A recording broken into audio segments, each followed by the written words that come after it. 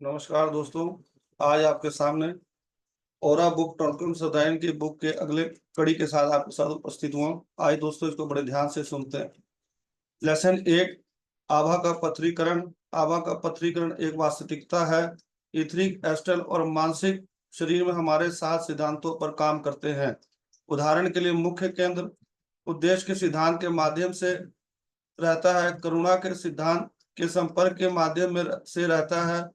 आज्ञा केंद्र अपने द्वारा निर्देशित ऊर्जा पर अपना पोषण करता है। सौर जाल शांति और सद्भाव के सिद्धांत से रहता है। त्रिक केंद्र रचनात्मकता के सिद्धांत के माध्यम से रहता है। मेरिडोन का आधार केंद्र रहता है। इच्छा ऊर्जा के सिद्धांत के माध्यम से यदि कार्यों में किसी भी तरह विश्वासों, विचारों या भावनाओं से किसी सिद्धांत का उल्लंघन करते हैं तो हम भयावहता पैदा करते हैं। पेट्रिफिकेशन एक ऐसी घटना है जिसमें एक ही केंद्र के तत्व सकारात्मक और नकारात्मक ध्रुवीकरण बनाते हैं और एक दूसरे को अवरुद्ध करते हैं और जड़ता पैदा करते हैं। उदाहरण के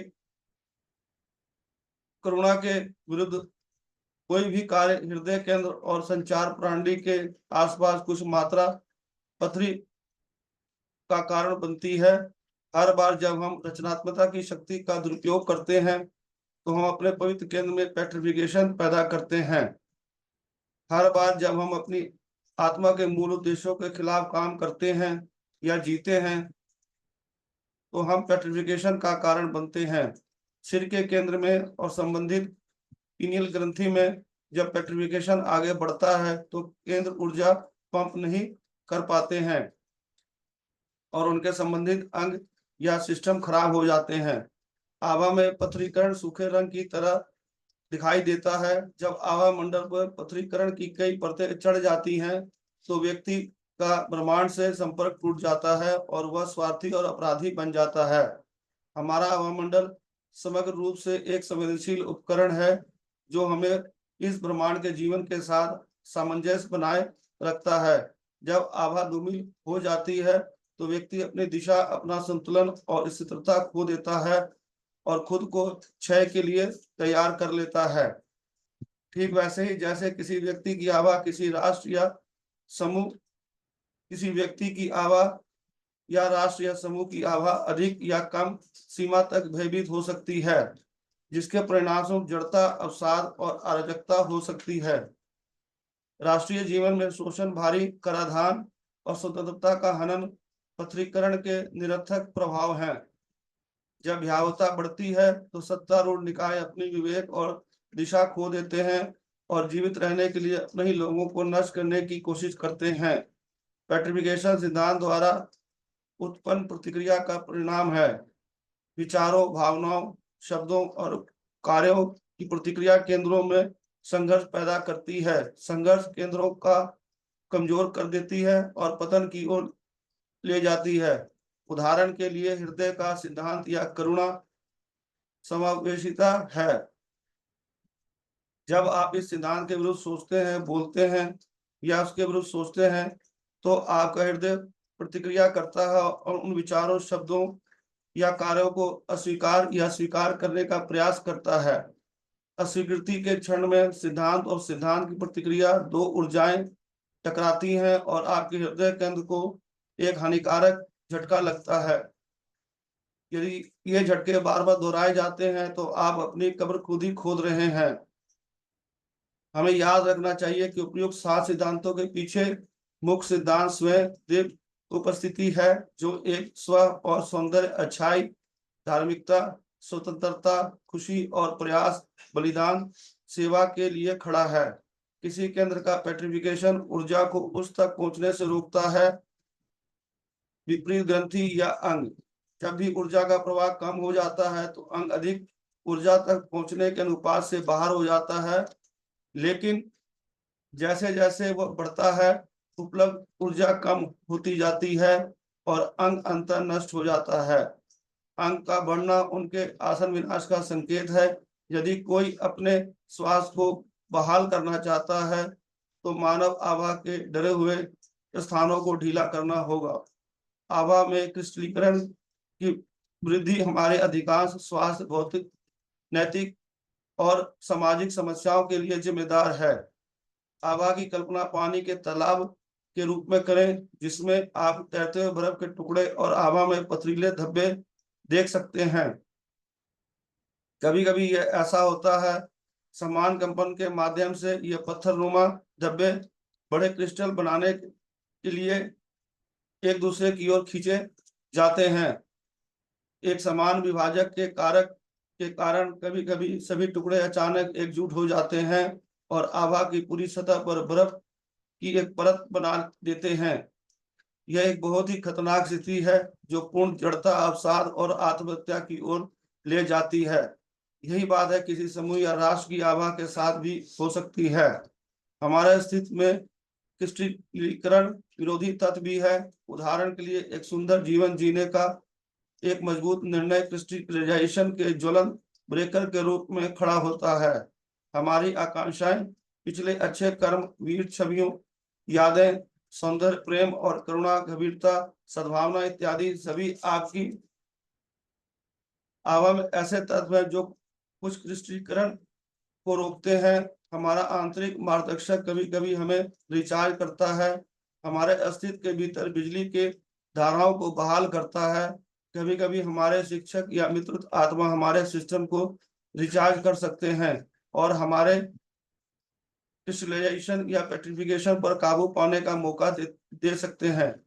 कभी कुछ प्रेरणाएं पुनर्स्मरण का कार्य करती है।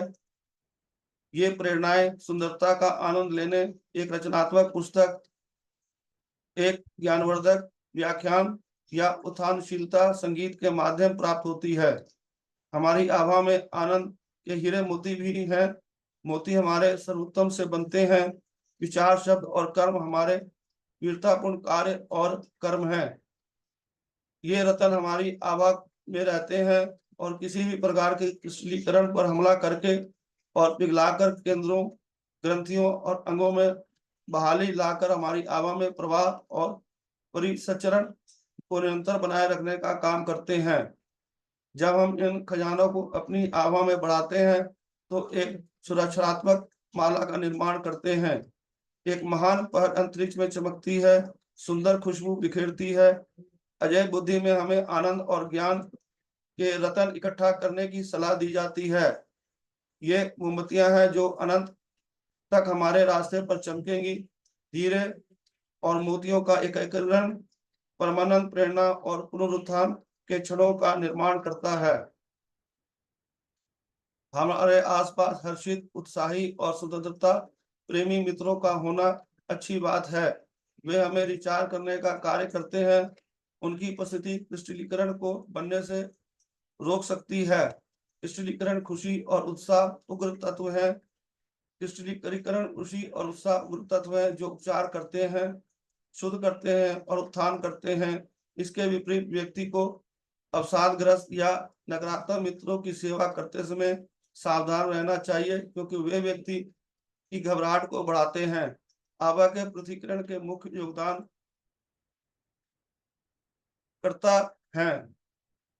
पहला, असफलता की छवियों और यादें, अस्वीकृति, नफरत, कटुता, घमंड, नाराजगी, अलगवाद, संचित छवियां, अनुभव या विफलता की यादें सामूहिक रूप से आभा में एक क्रिस्टलीकरण बनाती है।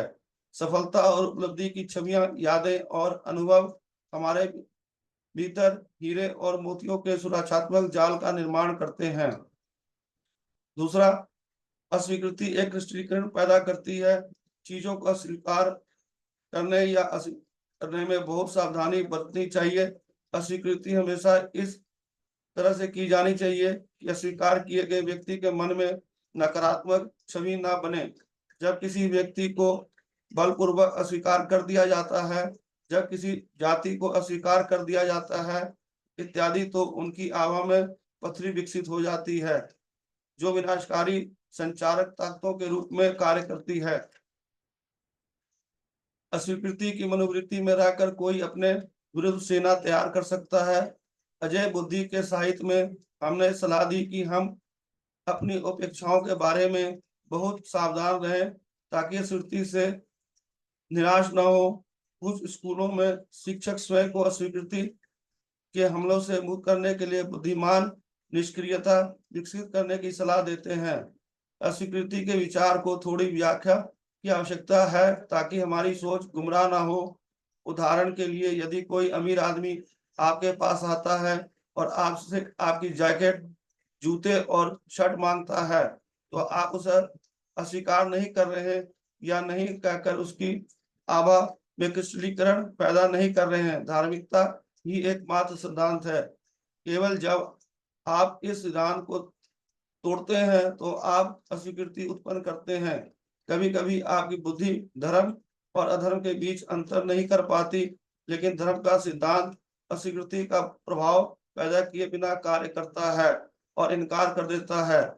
वास्तविक अस्वीकृति धार्मिकता के सिद्धांत के विरुद्ध एक कार्य है। उदाहरण के लिए, एक महिला के पास नाजायज बच्चा है और वह पिता से आर्थिक मदद मांगती है और वो पिता से आर्थिक मदद मांगती है, लेकिन वह उसे अस्वीकार कर देता है। इससे उसकी और उसकी आभा में तुष्टीकरण पैदा होता है। महिला यह सोचकर खुद को तुष्टीकरण से बचा सकती है कि शायद उसकी स्थिति कर्म संबंधी है और यही है अस्वीकृति उत्पन्न करना। लेकिन आदमी की ओर से काम नहीं करेगा, क्योंकि धार्मिकता तुरंत का सिद्धांत है, उसमें तुष्टीकरण पैदा करता है, चाहे उसकी मदद करने के लिए अपनी अस्वीकृति को किसी भी आधार पर ना बनाए। तीसरा, घृणा आवामंडल को क्रिस्टलीकरण कर देती है। यह एक महामारी की तरह हो सकता है और लोगों के दिलों में फैल रहा है और लोगों के हृदय केंद्रों को भयभीत कर रहा है। घृणा को आवा में लाल धब्बों के साथ काले भूरे रंगों के धब्बे के रूप में देखा जाता है। नफरत का हर क्षण क्रिस्टलीकरण का पदार्थ पैदा करता है, जो हमारी कई परेशानियों और बीमारियों का मूल स्रोत बन जाता है। चौथा, कठोरता प्रमुखता लाती है। मानसिक और भावनात्मक निकायों के भीतर क्रिस्टीकरण या क्रिस्टीकरण हृदय और सिर के केंद्र को अवरुद्ध कर देता है। व्यक्ति अपना मार्गदर्शन और करुणा खो देता है और आपराधिक कार्यों का में संलग्न हो जाता है। कठोरता केंद्र से प्राप्त इच्छा शक्ति ऊर्जा से जीवित रहती है और इथर और भौतिक शरीरों में प्रवाहित होने वाली जीवन ऊर्जा द्वारा कायम रहती है। इसमें कोई आश्चर्य नहीं है कि धार्मिक और अत्यधिक आध्यात्मिक समूह कट्टरता विकसित करते हैं और प्रेम, प्रकाश और स्वतंत्रता के सिद्धांतों के बिल्कुल विपरीत कार्य करते हैं। कट्टरता का प्रतीक एक रैटल स्नेक है जो खुद को काटने से मर जाता है। कट्टरता आवा में एक काले बादल की तरह दिखाई देती है, जिसके चारों ओर गंदे हरे और लाल पिन गठन होते हैं। कट्टरता अनेक अंगों में अमलता उत्पन्न करती है। पांचवा, घमंड आवा में एक झूठी छवि बनाता है, जो सिस्टम के संविधान का स्वाभाविक हिस्सा नहीं होने के कारण आवा में हिमखंड की तरह तैरता है, जिसमें कुछ गड़बड़ी होती है। जब घमंड को लगातार पोषित किया जाता है, वह धीरे धीरे जड़ें फैलाता है और खुद को आवा में एक स्थायी निवासी के रूप में स्थापित करता है। अंतः व्यक्ति के जीवन एक शासक कारक बन जाता है। घमंड वास्तविकता की अस्पष्ट कर देता है और व्यक्ति को वास्तविकता से तथ्यों और घमंड की छवि में जीने की प्रवृत्ति विकसित हो जाती है। घमंड अंतरिक्ष से आने वाले स्वभाव और प्रेरणाओं को विकृत कर देता है। यदि हम अपनी आभा को घमंड से दूर रखेंगे तो हम सुरक्षित रहेंगे। प्रकृति की मार्गदर्शक और उपकारी शक्तियों से संपर्क करें। छठा, आक्रोश क्रिस्टलीकरण प्रक्रिया का एक प्रमुख कारक है। ऐसी प्रक्रिया को रोकने के व्यक्ति को संतोष और कृतज्ञता की भावना विकसित करनी होगी। कृतज्ञता की भावना एक महान विलायक है जो आभा में कई प्रकार के क्रिस्टलीकरण को घोलती है और श्वास को बहाल करती है। सातवां, अलगवाद ब्रह्मांड के सबसे बड़े सिद्धांत और कानून पृथक्करणात्मक एकता के विरुद्ध कार्य करता है। प्रत्येक विचार शब्द, अभिव्यक्ति, क्रिया या इरादा आभा मंडल में क्रिस्टलीकरण पैदा करता है और यहाँ तक कि सूक्ष्म शरीरों के चारों ओर दीवारें भी बनाता है। जब कोई व्यक्ति सभी स्थिति में गुजर जाता है तो वह उससे संपर्क नहीं कर पाता। सूक्ष्म जगत का जीवन वह समुद्र में फेंके गए कोकून जैसा दिखता है। अलगवादी लोग ब्रह्मांड की जीवनदायिनी ऊर्जा को अस्वीकार करते हैं। वे विस्तार, संश्लेषण और एकता को अस्वीकार करते हैं और ये ब्रह्मांड के शरीर में ट्यूमर में बदल जाते हैं। अलगवाद एक अस्तित्व विरोधी कारक है जिसे मजबूत होने से पहले हर तरह से खत्म किया जाना चाहिए। हमारे भौतिक शरीर में मौजूद हर प्रकार की बीमारी की प्रतिरूप या अनुरूपता हमारे भावनात्मक और मानसिक शरीर में होती है। उदाहरण के लिए अल्सर भावनात्मक शरीर में ईर्ष्या और मानसिक शरीर में चिंता है। इन तीन अभिव्यक्तियों को एक साथ ठीक करना अद्भुत होगा, क्योंकि यदि उनमें से केवल एक ही ठीक हो जाता है तो बाकी लोग भी इसी समस्या को बार बार दोहराते हैं। कुछ बीमारियों के समय लोगों की भावनात्मक और मानसिक स्थितियों के बारे में एक व्यापक शोध करना बहुत दिलचस्प होगा, ताकि सूक्ष्म शरीर में उनकी बीमारियों के कारण का पता लगाने का प्रयास किया जा सके। जब हम अपने सूक्ष्म शरीरों में उनकी बीमारियों का कारण पता लगाने का प्रयास किया जा सके, जब हम अपने सूक्ष्म या मानसिक शरीर को नुकसान पहुंचाते हैं तो हम अपने साथ एक दोषपूर्ण शरीर को सूक्ष्म दुनिया में ले जाते हैं। यही कारण है कि किसी की न केवल पृथ्वी पर उपेक्षाकृत कम अवधि के लिए अपने भौतिक शरीर में वास्तव में स्वस्थ और सुंदर बनाने के लिए प्रयास करना चाहिए, बल्कि सूक्ष्म में बिताए गए लंबे समय के लिए अपने सूक्ष्म शरीर को भी परिपूर्ण और उन्नत बनाना चाहिए। सूक्ष्म शरीर में प्रमुख बीमारियां घृणा, ईर्ष्या, भय, क्रोध, लालच, अवसाद और प्रतिशोध है। वे प्रथम श्रेणी के हत्यारे हैं जो शरीर के उन बीमारियों के अनुरूप जो आज प्रचलित है। मानसिक शरीर को प्रमुख बीमारियां दुख, अलगवाद, घमंड घमंड कटुता, पाखंड, अंधविश्वास और पूर्वग्रह है। इस समय ये बीमारियां कई शारीरिक और सामाजिक समस्याओं की जड़ है। आत्म आकाशीय बीमारियां हैं। व्यसन, फिर से ईर्थ संबंधी बीमारियां हैं जो मानवता के लिए दिलचस्प समस्याओं का एक विशाल क्षेत्र प्रदान करती है।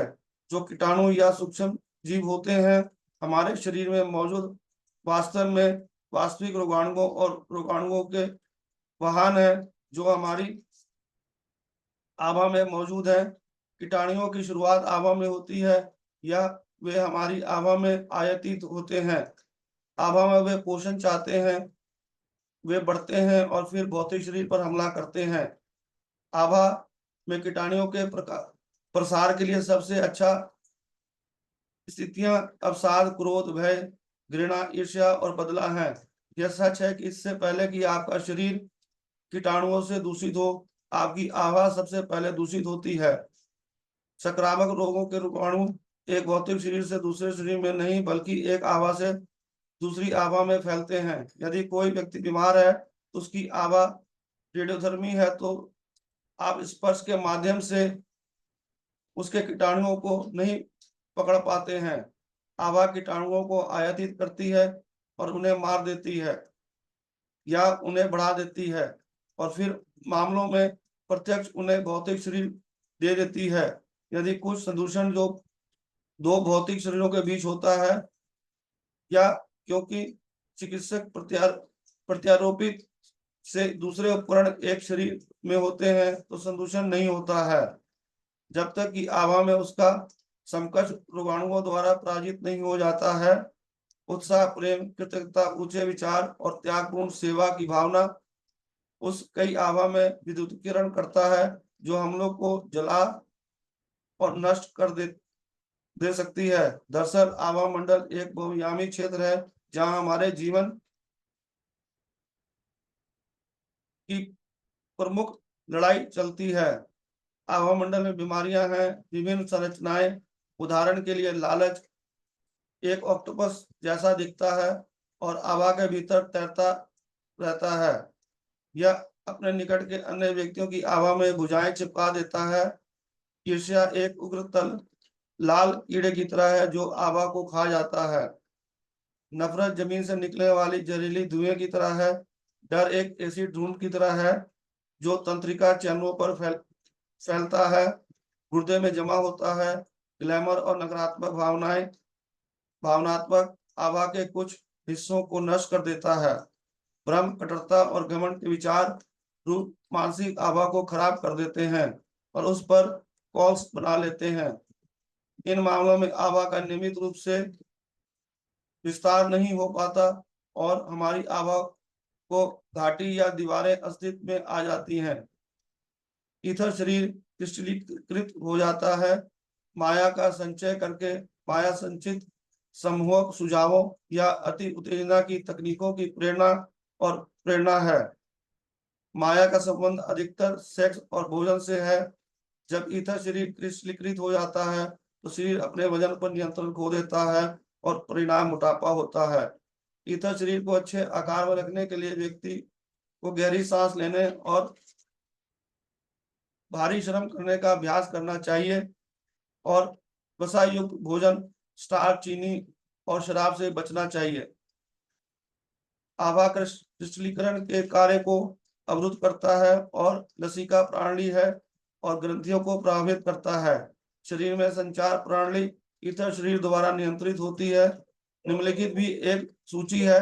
प्राथमिक जहर जो आभा को नुकसान पहुंचाते हैं: धूर्तता, झूठ बोलना, पाखंड, स्वार्थपरता, अलगवाद, नियमों की अवहेलना, नैतिकता का चोरी, गर्व करना, द्वेष, बदनामी, गलत यौन संबंध, घृणा।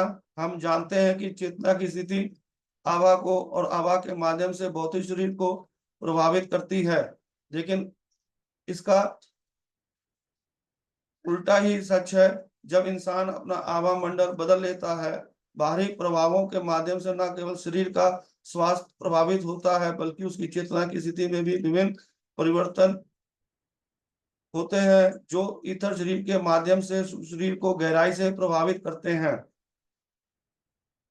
हवाई जहाज या मशीनों, रेडियो तरंगों, रेडियो धार्मिकता, माइक्रोवेव, विद्युत धाराओं, बैटरी, चुंबक आदि द्वारा उत्पन्न शोर आभा पर बहुत मजबूत प्रभाव डालते हैं। वे कर सकते हैं आभा को अनुबंधित करें, आभा में दरारें पैदा करो, आभा की जीवन शक्ति को निचोड़ो, आभा मंडल में अव्यवस्था पैदा करो, ग्रंथियां, केंद्र और औरिक प्रवाह के बीच दरारें पैदा करें, चेतना को प्रभावित करें। ध्वनि, श्रव्य और अश्रव्य आभा मंडल पर बहुत शक्तिशाली प्रभाव डालती है। ध्वनि आभा को नष्ट और विघटित कर सकती है। अगर ठीक से संभाला जाए तो यह आभा को शुद्ध कर सकता है। गंध और सड़ते शरीर या सामग्री आभा को प्रभावित करती है। जानवरों के उत्सर्जन का मानव आभा पर बुरा प्रभाव पड़ता है, विशेषकर कुत्तों के उत्सर्जन पर। रुका हुआ पानी, प्रदूषित हवा, कुछ पौधे, उदाहरण के लिए हर ओक आभा को बहुत नुकसान पहुंचा सकते हैं। दूसरी ओर यूकलिप्टिक्स, पाइन और ओक के पेड़ आभा पर बहुत सुखद प्रभाव डालते हैं। संचारित मानसिक ऊर्जा जो आवामंडल के लिए फायदेमंद है। नकारात्मक भावनाएं आवामंडल को जला देती हैं, विशेषकर सौर जाल और घुटनों के क्षेत्र में। जली हुई आभा शरीर के लवणों का उपयोग करती है, इसे कमजोर करती है और कई जटिलताएं लाती हैं। घृणा, भय, क्रोध, लालच, ईर्ष्या और अलगवाद पर आधारित विचार मानसिक आभा के माध्यम से ईथर और भौतिक शरीर में संचारित होने वाली ऊर्जा में बाधा डालते हैं। यह मानसिक शरीर द्वारा प्रसारित ऊर्जा है जो क्रिया और ईथर त्रिकोण के माध्यम से वायु प्राण को आत्मसात करती है। सूर्योदय के समय हमारी आभा सूर्य की जीवन शक्ति ग्रहण करती है। सूर्यास्त के साथ यह सांस छोड़ता है और आराम करता है। अगर कोई भावना या विचार चिड़ इसे अंदर नहीं रखता है। ध्यान आवामंडल का विस्तार और शुद्धिकरण करता है। चिंता और अवसाद आवामंडल के लिए तीव्र विष के समान है। दोस्तों, आज इसी अध्याय को यहीं तक है। फिर अगली कड़ी के साथ आपके साथ पेश होऊंगा। धन्यवाद। Thank you.